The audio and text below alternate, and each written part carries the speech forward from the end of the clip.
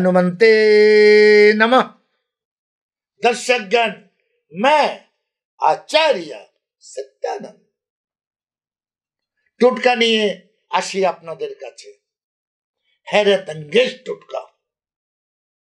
দর্শকগণ মনে রাখবেন, প্রত্যেকটি টোটকা হিন্দু ম্যাথোলজির বিভিন্ন ধার্মিক গ্রন্থ থেকে নেওয়া, অথবা বংশধর বংশে যে চলে আসছে মুখে মুখে নানা রকমের কথা, সেগুলোকে টোটকা রূপে আমি পেশ করছি আপনাদের কাছে।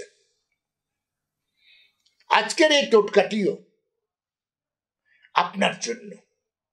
বলা হয় মানুষ নিজের সর্বনাশ নিজে করে, তার মধ্যে কেয়ারলেস একটি সব থেকে বড় সর্বনাশের কারণ। যে ঘরের মহিলা ইয়া যে ঘরের পুরুষ আলস্য হবে, কেয়ারলেস হবে, সেই ঘরে দারিদ্রতার নিবাস হবে। এবং কেয়ারলেস রকমের আপনাকে বুঝাতে যাচ্ছি, কোন জায়গায় আপনারা কেয়ারলেসগিরি করেন, কোন জায়গায় নিজের সর্বনাশকে ডেকে আনেন। মনে রাখবেন, আমরা আহত কেন, আমরা দরিদ্র কেন, আমাদের এত মুসিবত কেন, এটার জন্য অন্য কাউকে দায়ী করবেন না, আমরা নিজেরাই দায়ী।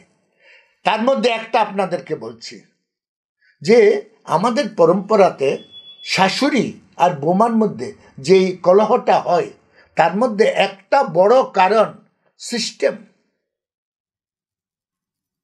নতুন নতুন বোমারা এসে আদিকালের সিস্টেমগুলো মানতে চায় না।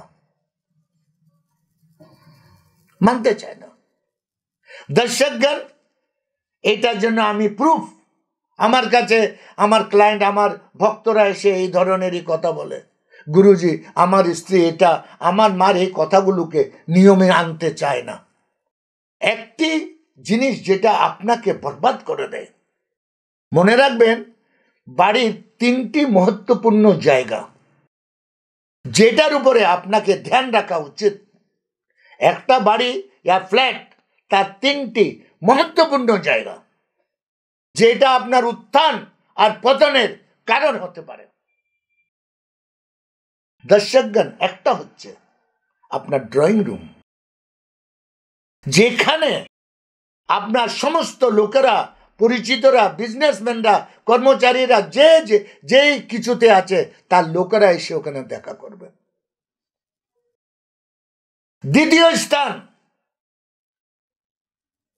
আপনার রান্নাঘর, যেখানে অন্নপূর্ণার নিবাস হয়। মনে রাখবেন, ড্রয়িং রুমে বাস্তুদেব নিজে নিবাস করে। আমরা যে বাস্তু বলি, সেটার একটা দেবতা হয়, সেটা ড্রয়িং রুমেই নিবাস করে। যার ড্রয়িং রুম যত আকর্ষক, যত পবিত্র, যত সিস্টেমে থাকবে, তার বাড়ি সাধন সম্পন্ন তত হবে। একবার নিজের জীবনে যাদের যাদের বাড়ি যান, তাদের স্ট্যান্ডার্ড দেখে একবার তাদের ড্রয়িং রুমকে অবলোকন করবেন, সার্ভে করবেন, দেখবেন আমার এই কথাটা 100% আপনি পাবেন। ড্রয়িং রুমে একটি মাহাক আসে, একটি সুগন্ধ আসে, সেটা অটোমেটিক, কারণ দেবতা, বাস্তু দেবতার নিবাস স্থান। দ্বিতীয় স্থান রান্নাঘর, যেখানে অন্নপূর্ণা নিজে নিবাস করে।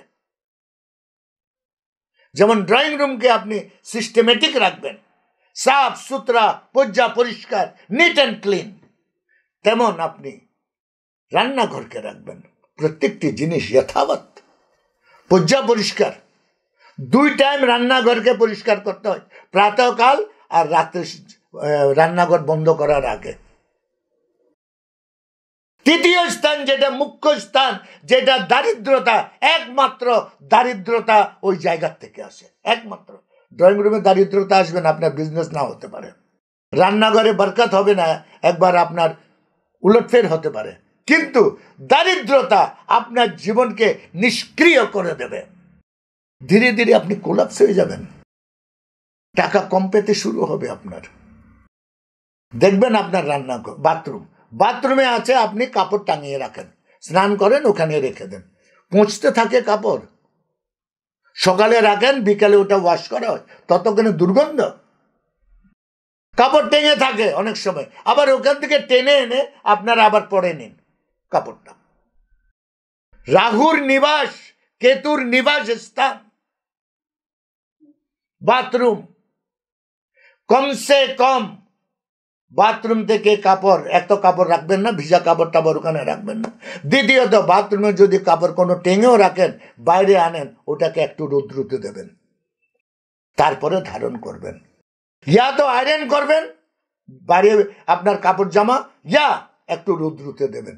দুটার থেকে একটি কাজ করবেন, না হলে দারিদ্রতা আপনাকে ঘুণের মতন কোন জায়গায় আক্রমণ করবে আপনি নিজেও জানবেন না। আর্থিক, মানসিক, শারীরিক বিমারি, দুর্বলতা, এসব আপনার আসবে। এগুলো সব কিন্তু কেয়ারলেসের একটা পরিণাম। দেখুন তো আপনার বাড়ির বাথরুমটা ঠিকঠাক আছে কিনা। দর্শকগণ, আজকে আমার সময় এখানে শেষ। কাল আমি আবার আসছি আরো একটি টোটকা নিয়ে। ততক্ষণের জন্য বিদায়। ওম হনুমন্তে নমঃ।